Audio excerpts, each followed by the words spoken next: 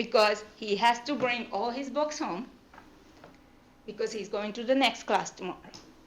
I did reach out to the staff there and asked them about it, and I was informed that he doesn't have to bring back and take it.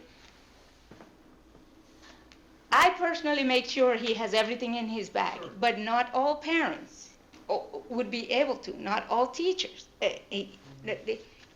Between two, I met both of his teachers. Between two of them, they had 22 plus kids in each classrooms. And the two teachers, they rotate. For sure. So that's why my concern is overall staffing of if you have 44 students and two teachers and two teacher just rotates. How? I have two former elementary principals. I'm gonna ask Dr. B, can you explain that system there and how that works and how we expect it to be successful?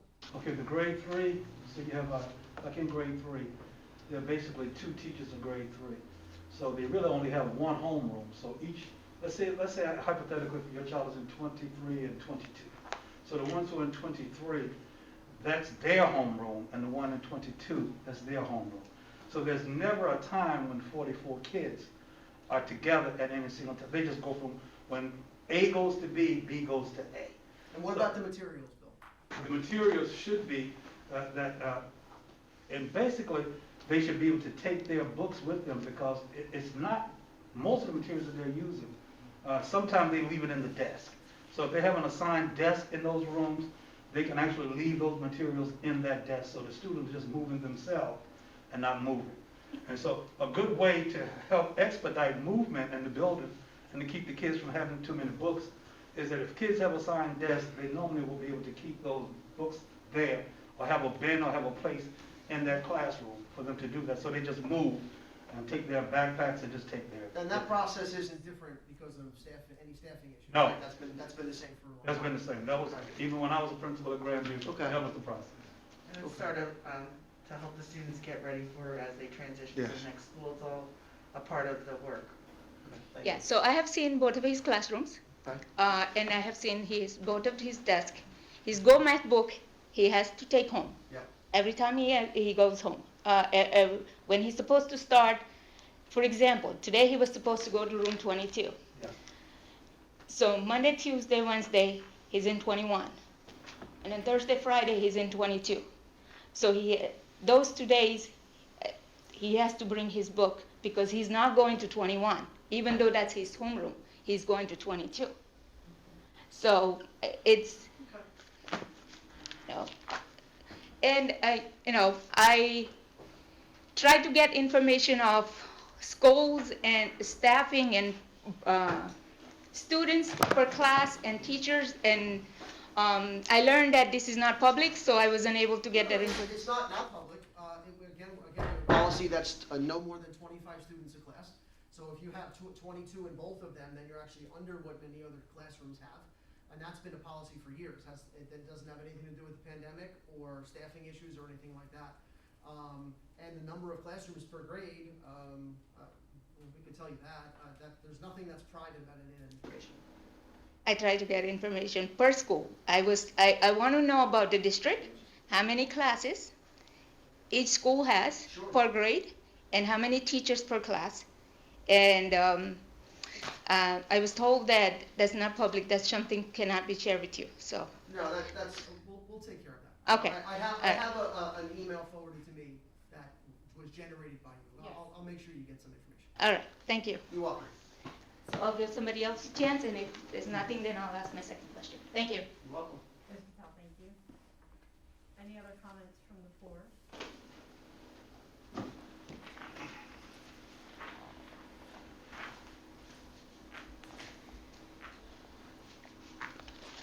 Good evening.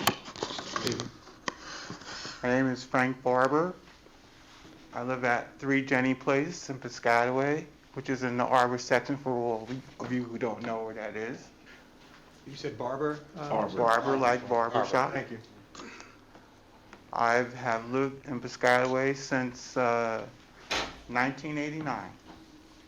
I've put 4 sons through your school system, our school system. My simple question is, why do we have so much difficulty finding qualified minority teachers and principals who also happen to be former students of your school system to fill open positions? This has troubled me. Are we doing something wrong? Do our former students don't qualify?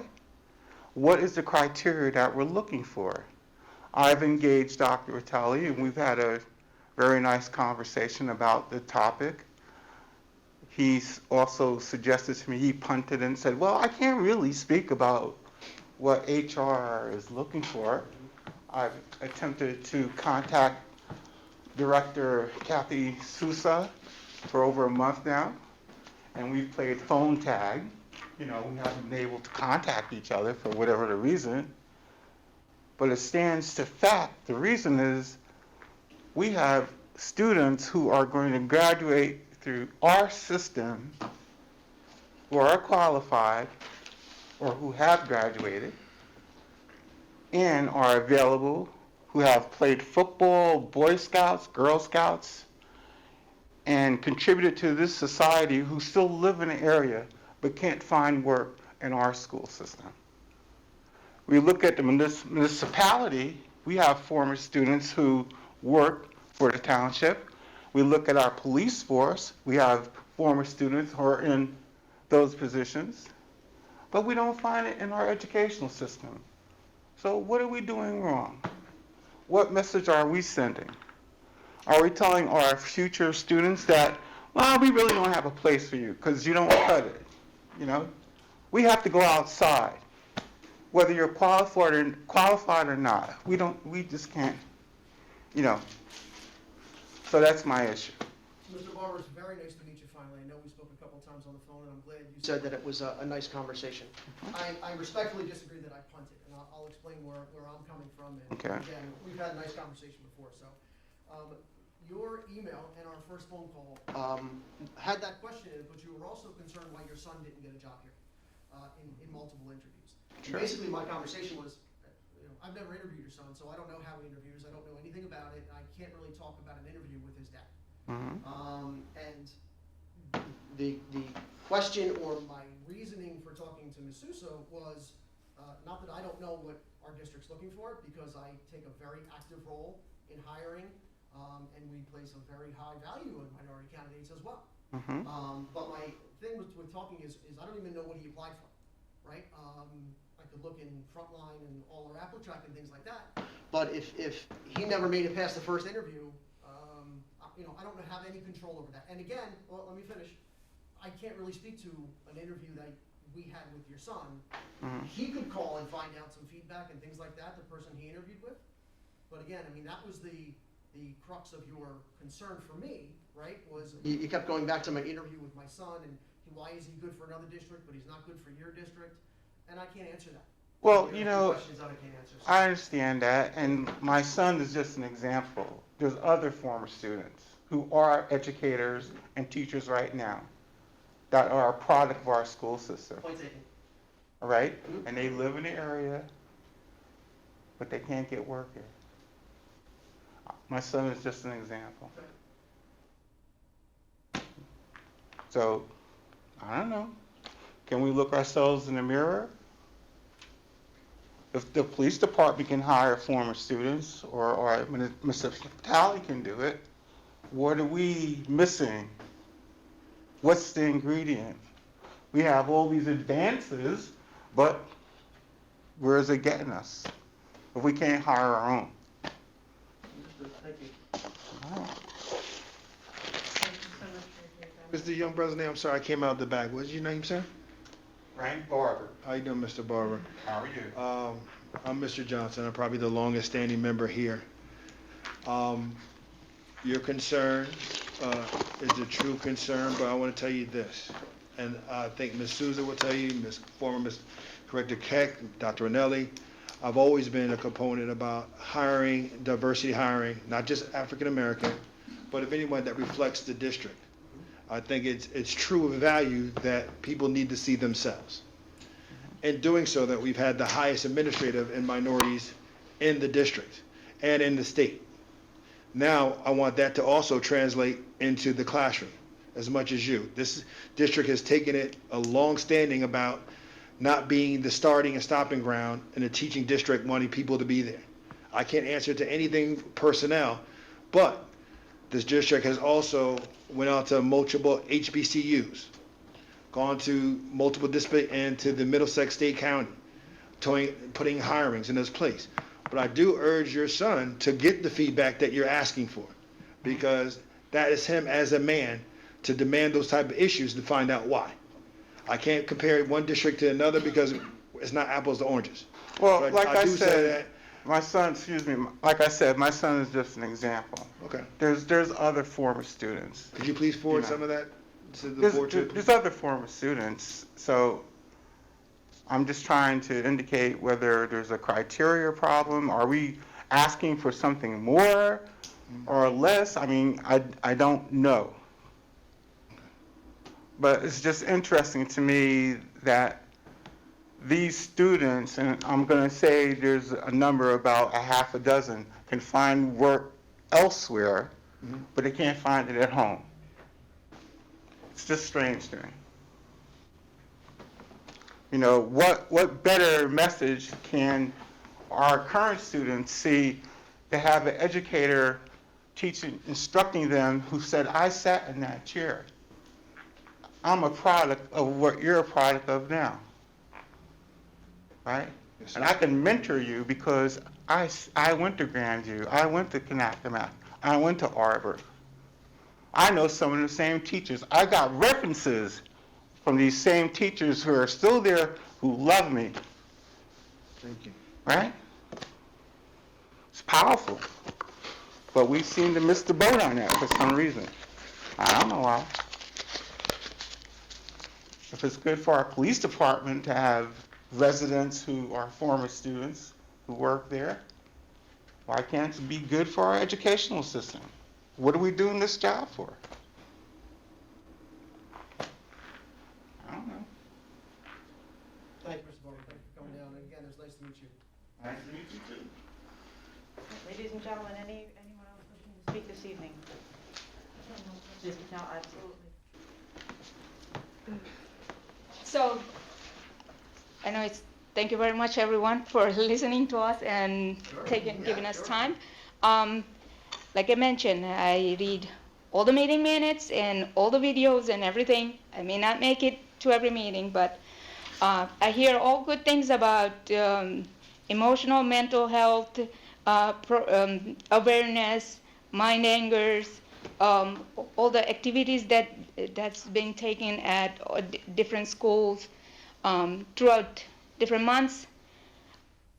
I would like to see some activities for kids who cannot express themselves.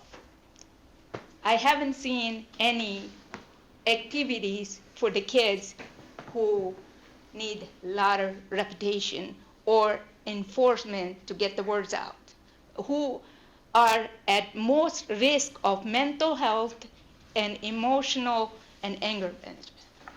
Because I have one, and I know the most, that I am always looking for activities for him to how to calm him down. What type of activity, not only at my home, for his school. And I talked to his teacher about what I do at home helps him, might help her in the school. And that's just for when he gets angry, but also for his emotional and mental health. He doesn't tell me. He's only 5. How do we see it? So I would like to see some type of activities or some programs and awareness to the parents and teachers, which will help everyone in the long run. Thank you. That's a great point, yeah, I'll do what I need to do and see if we can put some things together. That's a great point. Not seeing experiences from certain perspectives, it's great that you came and let us know what's going on. Thank you. It's important. We're very thankful for those who come out and share and give us feedback. It's the only way that we know. We appreciate you coming. Anyone else have any feedback from the floor? With no one else having any questions or feedback, I'll take a motion to close the public portion. Motion. Second, Mr. Johnson? All in favor? Aye. Opposed? Moving on to fiscal planning and operations, Ms. Hopkins, would you? Yes, be it resolved that the following motions identified as items A through F be approved as presented. Second. Will you call the roll, please? Mr. Fields? Yes. Mr. Johnson? Yes. Mr. Laughlin? Yes. Ms. Cherry? Yes. Mrs. Lane? Yes. Mrs. Hobson? Yes. The motion is carried. Policy? Ms. Hopkins, would you call the roll? Sure. Be it resolved that the following motions identified as items A and B be approved as presented. Second. Ms. Cherry? Just a correction to one of the policies that's here, one of the ones that's on for first reading, policy 1648.13, dealing with school vaccination requirements. This is a policy that was attempted to implement the recent Executive Order 253. There's one change that's to be made here. The policy, as drafted by our Stress Esme Policy Service, provides for two different types of testing results to be used. This district is limiting acceptance to the PCR test results, so the policy should be deemed amended accordingly.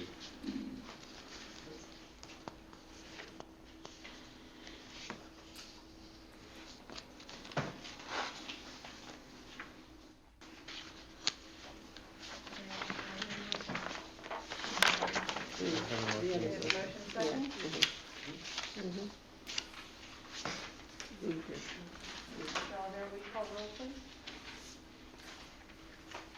Mr. Johnson? Yes. Mr. Laughlin? Yes. Ms. Cherry? Yes. Mr. Fields? Yes. Mrs. Lane? Yes. Mrs. Hobson?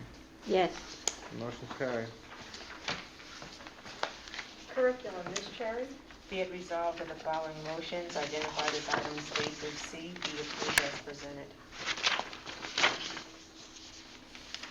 Motion. Second. Mr. Oliver? Mr. Laughlin? Yes. Ms. Cherry? Yes.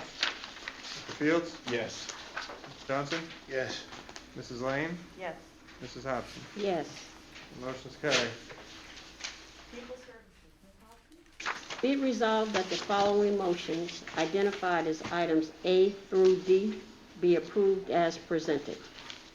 Second. Mr. Oliver? Ms. Cherry? Yes. Mr. Fields? Yes. Mr. Johnson? Yes.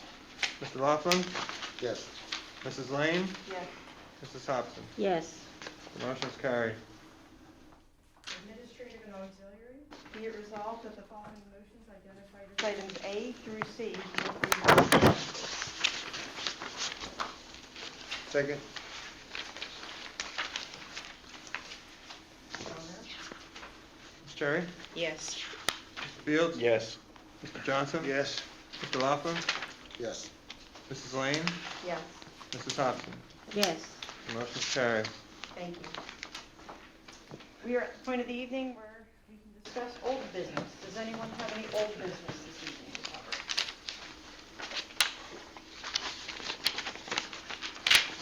Hearing no old business, moving on to new business. Any new business items to cover? I have a couple points of new business. I'll be attending the delegate assembly on the 20th. It's a Saturday, and I'll be sure to report back to the board any items for discussion. Also attending the Middlesex County School Board Center will actually speak to school start time. So that is coming up the week after next. Anyone else for new business? Going once, going twice? With no other topics for new business, we get to our last and final statement. stage. That is adjournment. Motion. Motion. That's a quick one, always a quick one. Nothing. All in favor? Aye. Any opposed? They are adjourned.